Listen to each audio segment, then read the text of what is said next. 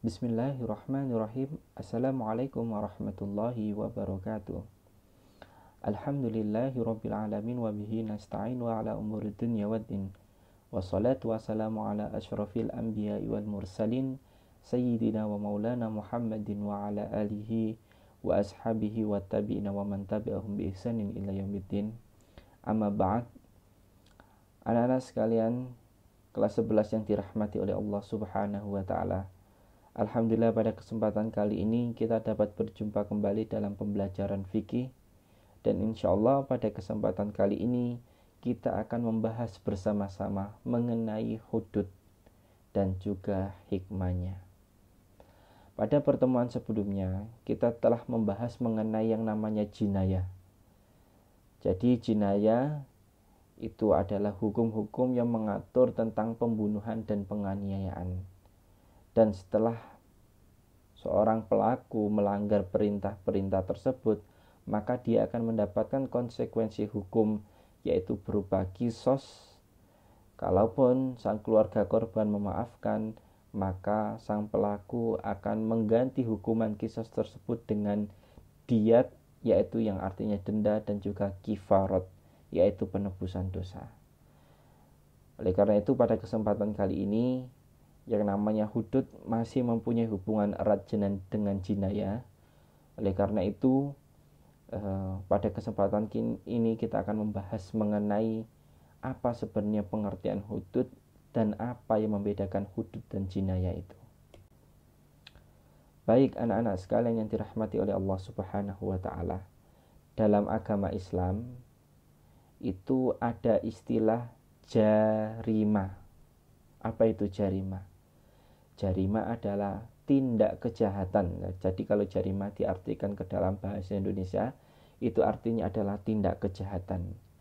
Dan tindak kejahatan dalam agama Islam itu dibedakan menjadi dua, yaitu jinayah dan yang kedua adalah hudud. Jinayah adalah ketentuan hukum agama Islam yang mengatur tindak kejahatan serta hukumannya. Jadi jinayah itu adalah suatu hukum yang mengatur tentang sesuatu yang tidak boleh dilarang beserta hukumannya apabila dilanggar, di mana hukum tersebut berkenaan dengan anggota badan dan nyawa manusia.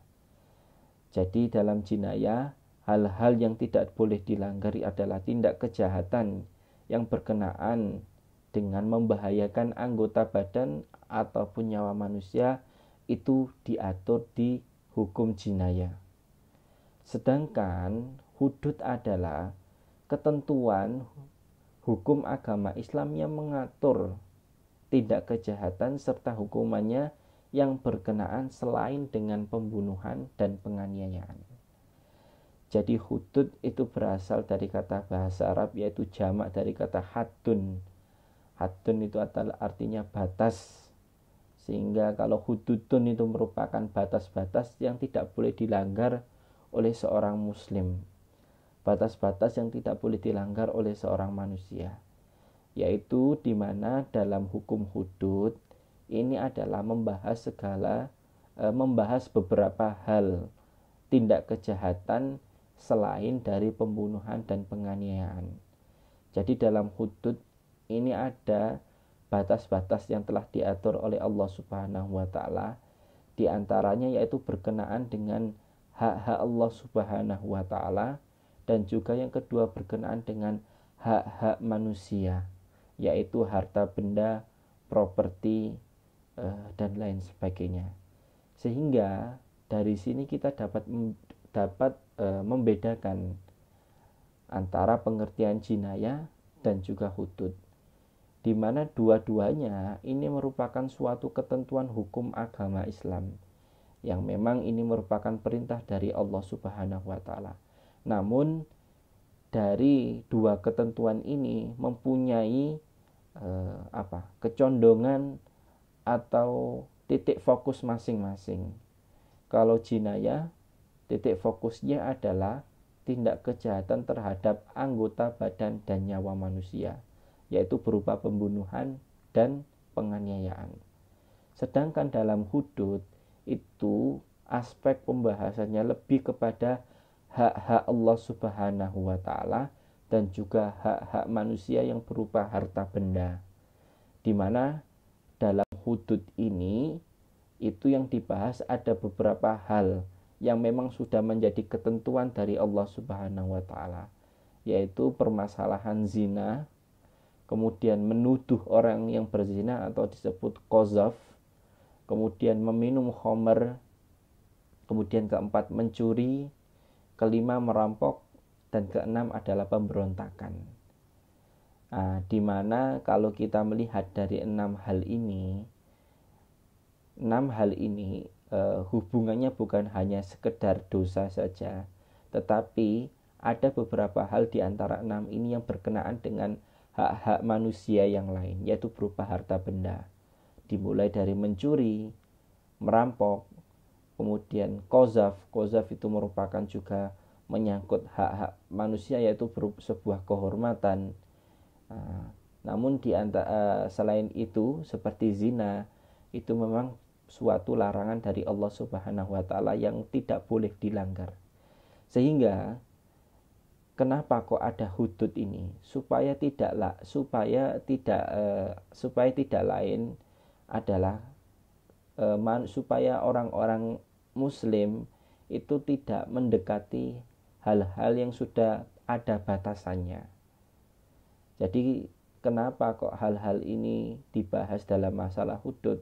Karena dalam masalah-masalah ini itu hampir semuanya merupakan perbuatan dosa yang berat, sehingga diberikan batasan serta ditentukan hukumannya supaya manusia itu menjauhi hal-hal yang demikian ini. Sehingga kalau sudah menjauh, maka perbuatan-perbuatan yang demikian tidak akan dilakukan oleh manusia. Nah, pada kesempatan kali ini, pada bab yang kedua ini, kita hanya akan membahas mengenai 5 hal, yaitu mengenai zina, kemudian qazaf, tuduhan kepada seseorang melakukan zina, kemudian meminum khamr, mencuri dan merampok. Dan masalah pemberontakan itu insya Allah kita akan membahasnya pada bab ketiga nanti.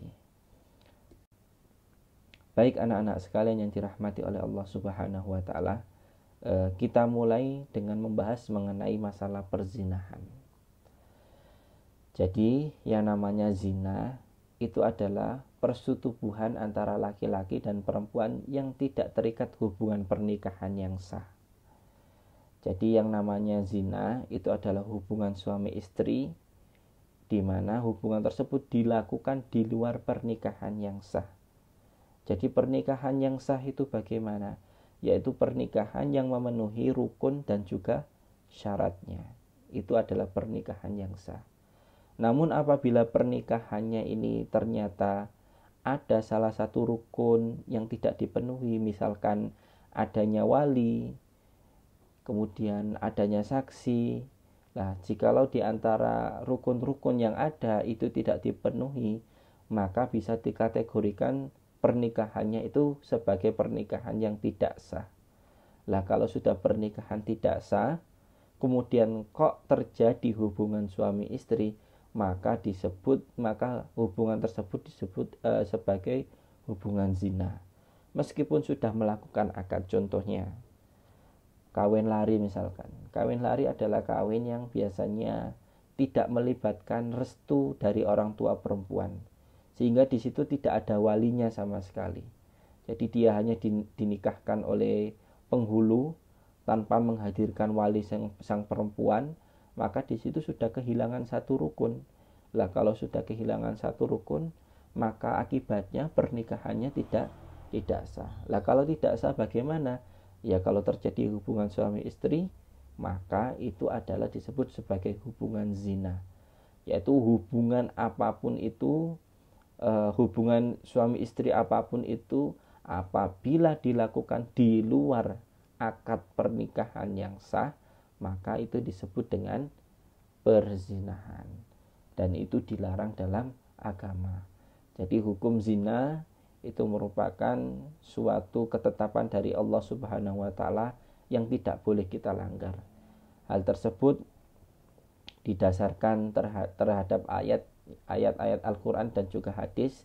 Di antaranya adalah yang terdapat dalam surat Al-Isra ayat ke-32, wala taqrabu zina innahu kana fahisyatan wa sa'a sabila. Dan janganlah kamu mendekati yang namanya zina.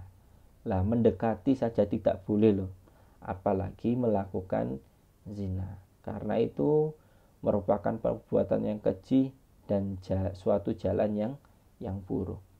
Jadi yang mendekati zina itu apa saja? Yang bisa mendekatkan kita kepada zina itu apa saja? Yaitu pacaran, berduaan dengan seseorang yang bukan mahramnya. Kemudian apalagi?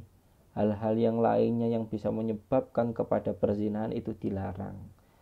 Jadi sebelum melakukan zina, hal-hal yang bisa menyebabkan kepada zina itu sudah dilarang dalam Al-Quran. Sehingga apabila zina ini dilanggar, maka itu akan menjadi salah satu dosa yang besar. Jadi dalam hudud yang pertama yaitu membahas mengenai masalah perzinahan. Jadi apabila terjadi hubungan suami istri di luar pernikahan yang sah, maka itu akan dihukumi sebagai perzinahan. Maka apabila seseorang melanggar hukum tersebut, maka dia akan mendapatkan konsekuensi hukum di dunia. Jadi bukan hanya sekedar berdosa, namun dia akan mendapatkan konsekuensi hukum di dunia. Lah, tapi sebelum seseorang itu mendapatkan hukuman zina, di sini ada had ya. Had itu merupakan asal kata dari hudud. Jadi hudud itu merupakan jamak. Haddun, haddani, hududun. Artinya apa? Artinya adalah hukuman. Jadi hudud itu merupakan kumpulan-kumpulan ketetapan hukum beserta hukumannya. Lah, hukum apabila melanggar hudud tersebut, melanggar batasan tersebut, dia akan mendapatkan had. Dia akan mendapatkan hukuman. Apa had perzinahan itu? Di sini dijelaskan bahwasanya tidak serta-merta seseorang yang berbuat zina itu langsung dihukum begitu saja, tidak. Tapi ada beberapa syarat yang harus dipenuhi. Apabila syarat-syarat yang demikian ini sudah dipenuhi, maka orang tersebut dalam artian sudah memenuhi syarat-syarat untuk dihukum.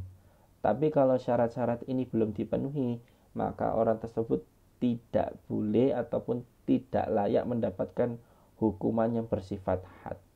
Jadi yang bisa menentukan adalah hakim, bukan kita, tetapi hakim. Jadi kalau misalkan ada orang yang berzina, ya kita adukan ke pihak yang berwenang.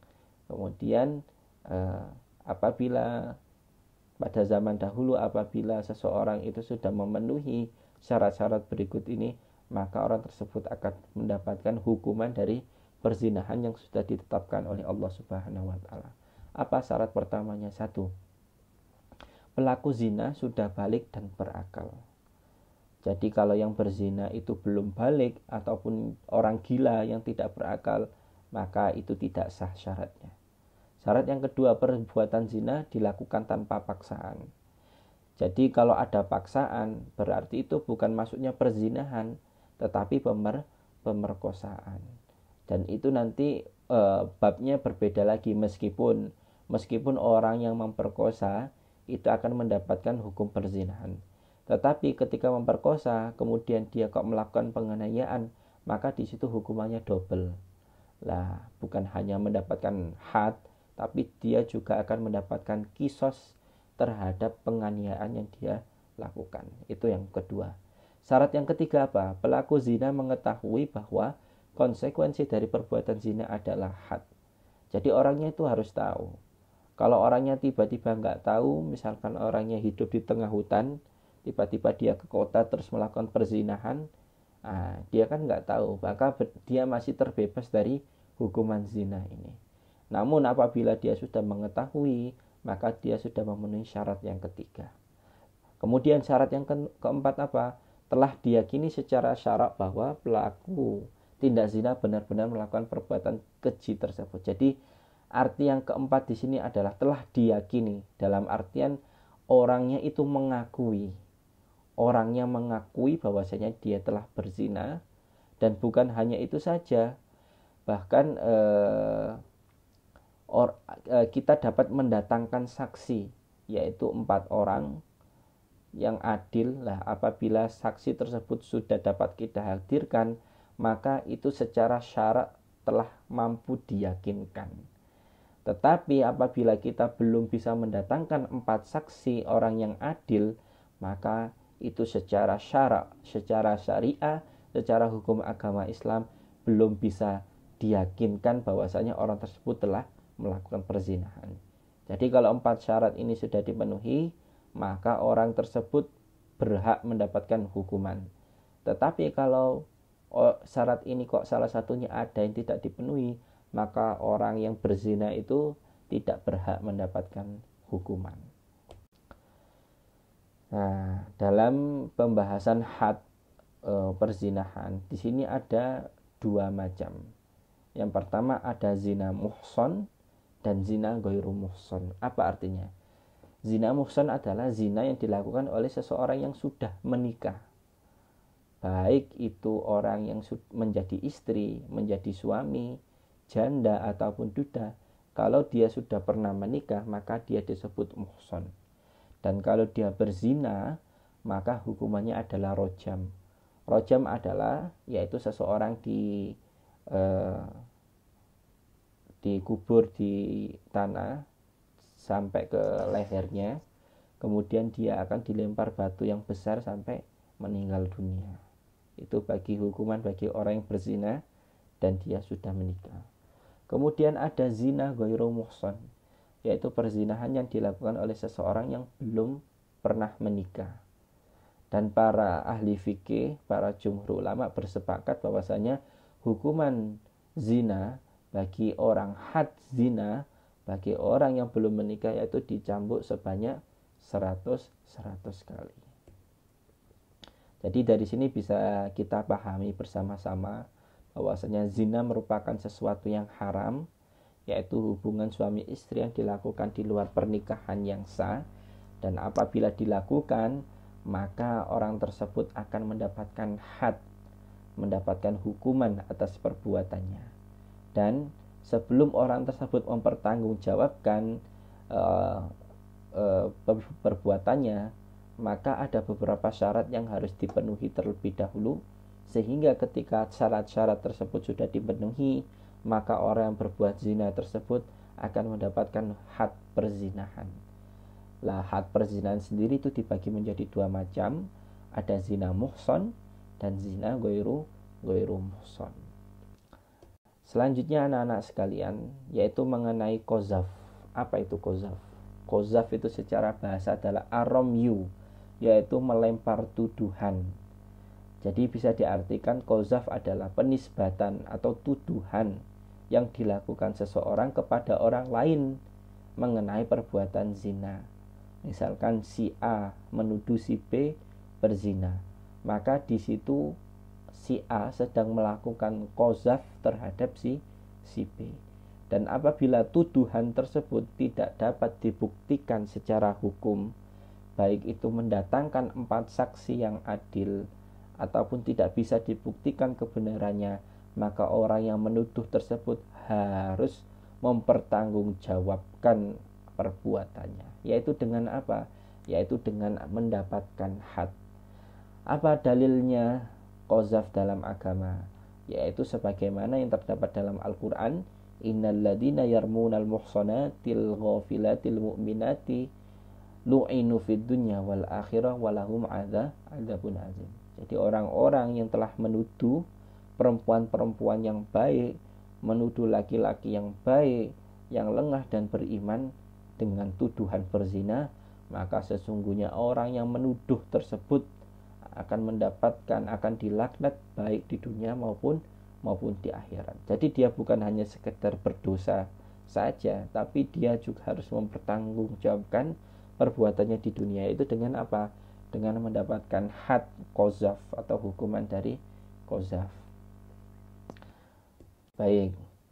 Nah, sama sebagaimana had perzinahan, sebelum seseorang tersebut dihukum, orang tersebut, orang yang hendak dihukum tersebut eh, harus memenuhi syarat-syarat eh, sebelum dia berhak dihukum. Kalau syarat-syarat dari berikut ini tidak dipenuhi, maka orang tersebut tidak boleh dihukum. Apa? Yang pertama, satu, yang tertuduh zina adalah muhson, yaitu orang-orang yang benar-benar baik, yang tidak bersalah tapi dituduh. Lah, yang tidak bisa dibuktikan, lah itu merupakan syarat yang pertama. Jadi yang dituduh sebagai berzina itu adalah orang yang muhson. Jadi beda ya, muhson dalam pengertian zina dan muhson dalam pengertian qazaf. Kalau muhson dalam pengertian qazaf adalah orang yang benar-benar baik dan benar-benar tidak melakukan zina. Tetapi kalau muhson dalam pembahasan had zina adalah orang yang sudah menikah. Nah, di sini harus bisa kita bedakan, jangan sampai nanti oh muhson berarti menikah Pak. Nah, itu perlu ada penjelasan yang lebih itu. Jadi muhson kalau dalam arti qazaf adalah orang-orang yang benar-benar tidak melakukan zina, dan orang-orang yang dituduh itu adalah orang yang muhson. Itu syarat yang pertama. Jadi orangnya itu benar-benar tidak melakukan perzinahan, tetapi dia dituduh. Kemudian yang kedua, penuduh balik dan berakal. Jadi kalau penuduhnya ini masih kecil, belum balik, ataupun orang gila, maka itu tidak sah, orangnya dihukum. Kemudian yang ketiga, tuduhan berzina benar-benar sesuai aturan syara, di mana saksi dalam kasus qazaf adalah dua orang laki-laki adil yang menyatakan bahwa penuduh menuduh orang baik-baik berbuat zina, atau pengakuan dari penuduh sendiri terhadap dirinya telah melakukan tuduhan terhadap orang-orang baik. Jadi syarat yang ketiga adalah harus ada saksi dari dua orang laki-laki bahwasanya orang yang menuduh ini tidak benar, bahwasanya yang dituduh itu benar-benar orang-orang baik dan dia tidak berbuat zina. Ini harus ada saksi. Lah, kalau nggak bisa ada saksi, maka dari pengakuan orang yang menuduh itu sendiri itu bisa merupakan bagian dari sesuatu yang bisa dibuktikan secara syara. Jadi kalau orang yang ngaku, oh maaf saya menuduh si A berzina dan saya salah, saya menuduhnya itu tidak benar, lah maka orang tersebut bisa untuk dihukum dan mendapatkan had qazaf. Apa had qazaf di sini?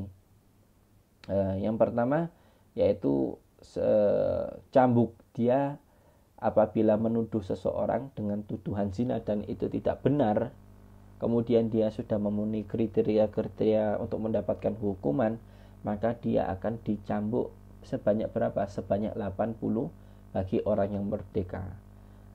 Sedangkan 40 bagi budak. Lah kalau budak kan zaman sekarang sudah tidak ada. Berarti dia mendapatkan cambukan 80 kali. Seseorang yang menuduh orang baik-baik berzina bisa terlepas dari had qazaf jika salah satu dari tiga hal di bawah ini terjadi. Pertama, jadi perlu diperhatikan apabila seseorang yang menuduh orang lain berzina, kemudian ternyata tuduhannya tidak benar, maka dia akan mendapatkan had qazaf. Dan had qazaf ini bisa terlepas dari dia bisa terbebas dari had qazaf ini apabila dia memenuhi tiga hal di bawah ini. Yang pertama, penuduh dapat menghadirkan 4 orang saksi laki-laki adil bahwa tertuduh benar-benar telah berzina. Jadi orang yang menuduh, yang melakukan qazaf, ini kalau mau terbebas dia harus menghadirkan 4 orang saksi laki-laki yang adil, di mana saksi tersebut benar-benar membawa kesaksian terhadap orang yang dituduh itu benar-benar melakukan berbuat zina. Kemudian yang kedua, li'an, sumpah seorang suami atas nama Allah sebanyak 3 kali. Jadi kalau misalkan ada suami istri, kemudian suaminya itu melihat istrinya telah berselingkuh dan melakukan perbuatan zina, tetapi suaminya tidak bisa mendatangkan saksi, maka dia boleh bersumpah atas nama Allah sebanyak 4 kali bahwasanya istrinya itu benar-benar berzina. apabila tidak mampu menghadirkan saksi. Lah, kalau sang suami ini sudah melakukan sumpah, maka dia sudah terbebas dari had qazaf. Tapi kalau suaminya ini belum melakukan sumpah atau melakukan li'an, maka suaminya akan mendapatkan qazaf karena menuduh istrinya tanpa ada kebenaran atau bukti yang nyata. Kemudian yang ketiga apa? Tertuduh memaafkan. Lah, apabila orang yang tertuduh ini memaafkan, maka hal tersebut bisa membebaskan orang yang melakukan qazaf terbebas dari hukuman had tersebut. Lah, dari sini bisa kita pahami ya, bahwasanya menuduh orang lain dengan dengan berbuat zina tanpa ada bukti yang bisa dibenarkan, maka itu akan mendapatkan konsekuensi hukum. Yang pertama, bukan hanya dia mendapatkan dosa, tetapi dia harus mempertanggungjawabkan perbuatannya di dunia dengan mendapatkan had qazaf, yaitu apa? Dicambuk 80 kali. Nah, selanjutnya yaitu meminum khamr. Ini adalah hudud yang ketiga. Yang pertama tadi zina, yang kedua tadi qazaf, yaitu menuduh orang berzina, dan yang ketiga adalah meminum khamr. Jadi khamr adalah minuman atau selainnya yang memabukkan dan menghilangkan fungsi akal. Jadi tapi kalau zaman sekarang ini bukan hanya minuman saja yang bisa memabukkan, bahkan ada hal-hal yang bisa dimakan dan itu memabukkan. Salah satunya yaitu ada ganja, heroin, sabu-sabu dan sejenisnya. Jadi sesuatu yang mampu menghilangkan fungsi akal, yang mampu memabukkan, itu semua disebut khamr dan itu haram hukumnya apabila dikonsumsi. Sebagaimana yang dijelaskan dalam Al-Quran, sesungguhnya minuman keras, berjudi, kemudian berkurban untuk berhala dan mengundi nasib dengan anak panah adalah perbuatan keji dan termasuk perbuatan setan. Maka jauhilah perbuatan-perbuatan itu agar kamu beruntung. Jadi yang namanya meminum khamr dan segala bentuk jenisnya itu adalah sesuatu yang haram. Dan apabila haram ini dilanggar, maka dia akan berdosa. Tetapi kalau meminum khamr ini termasuk hudud, dia bukan hanya sekedar berdosa, tapi dia akan mendapatkan had atau hukuman di dunia. Apa saja? Nah, berikut ini adalah had bagi orang yang meminum khamr. 1. Menurut jumhur ulama, orang yang meminum minuman keras dan lain sebagainya, jenis-jenisnya, baik itu narkoba, heroin, ganja, dan lain sebagainya, maka dia akan dihukum dengan 80 kali cambukan. Itu jumhur ulama. Tapi kalau Imam Syafi'i itu hanya dihukumi 40 kali cambukan. Tetapi bagi seorang hakim boleh menambah cambukan tersebut 40 lagi, yaitu 80 kali sebagai bentuk takzir, sebagai bentuk peringatan supaya orangnya tidak melakukan lagi. Jadi yang namanya khamr itu merupakan sesuatu yang diharamkan, dan apabila melanggarnya maka itu akan berdosa. Dan bukan hanya sekedar berdosa, tetapi apabila meminum khamr dan ketahuan, maka dia akan mendapatkan had. Apa hadnya? Yaitu dicambuk 80 kali. Baik anak-anak sekalian,